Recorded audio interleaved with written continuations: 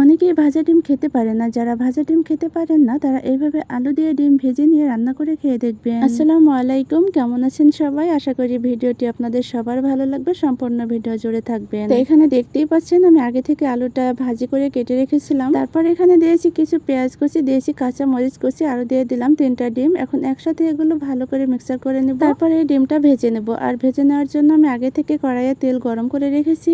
আর এই গরম তেলে ডিমটা দিয়ে দিলাম। তারপর কিন্তু এই ডিমটা আমি আবার কেটে নিলাম।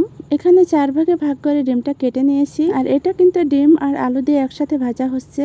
প্রথমে ভেজে নেওয়ার পর যে বাকি অংশটুকু ছিল সেটুকু আবার ভেজে নেওয়ার জন্য দিয়ে দিলাম। আর এটাও কিন্তু আমি আরো 4টা ভাগে ভাগ করে কেটে নিয়েছি। ডিম ভেজে নেওয়ার পর অবশিষ্ট যে তেলটুকু ছিল সেই তেলে দিয়ে দিলাম পেঁয়াজ কুচি। আর আমি কিন্তু সরিষার তেলে রান্না করছি।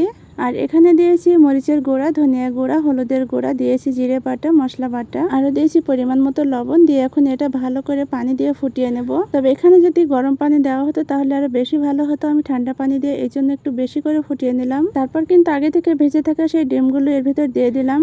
রান্নার শেষ মুহূর্তে আমি এখানে শুকনো কিছু জিরে গুঁড়া দিয়েছিলাম। তবে কি রান্না শুধু পেট ভরানোর জন্য নয়, রান্না হলো এক প্রকার ভালোবাসা। ডিম আর আলুগুলো যত্ন করে ভেজে নিয়ে মশলাগুলো কষিয়ে যখন তেল উপরে ভেসে ওঠে তখনই বোঝা যায় স্বাদের জাদু তৈরি হচ্ছে। ঝোলটা যখন হালকা ঘন হয়ে ভাজা ডিমের গায়ে লেগে থাকে আসলে কিন্তু এটা মাছ মাংসের চেয়ে কম কিছু নয়।